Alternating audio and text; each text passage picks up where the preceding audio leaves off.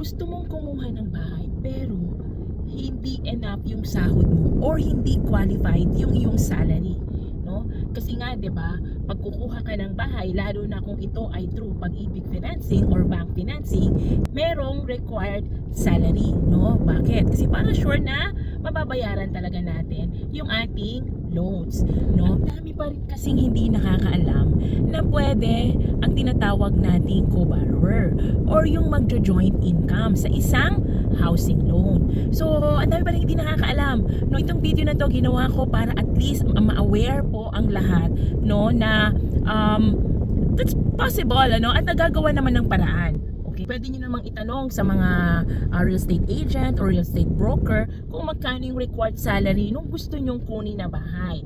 Ano, kung halimbawa na mention sa inyo, for example, na dapat 80,000 ang inyong required salary, pero yung present salary is nasa 50,000 lang, no?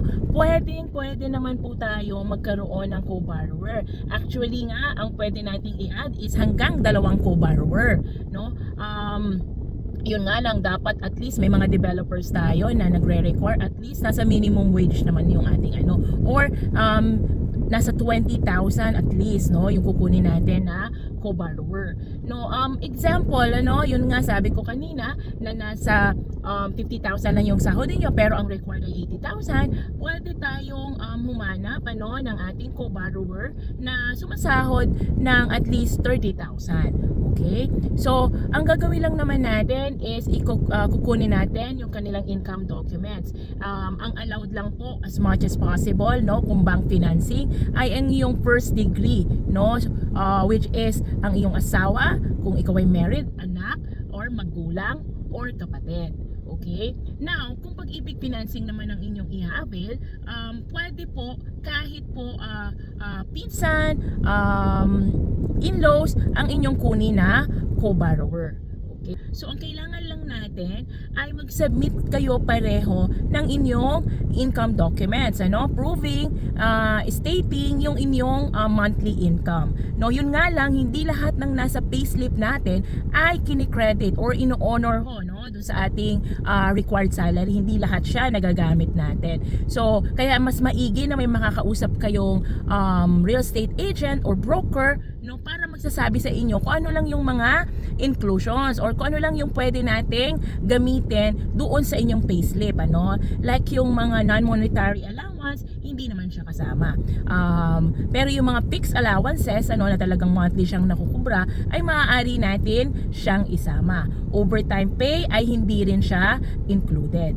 So, ibig sabihin po, no, kapag kumuha ho kayo ng co-borrower, ibig sabihin, 2 na po kayong may loan. So, hindi lang ikaw, pati yung kinuha mong co-borrower ay may loan na rin siya sa pag-ibig.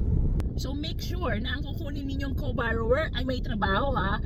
May nag-inquire kasi sa akin, sabi niya, meron siyang asawa, meron siyang kapatid, meron siyang ganyan, pero wala namang trabaho. So, kailangan ano po ang ating co-borrower ay may trabaho at dapat siya ay regular employee na.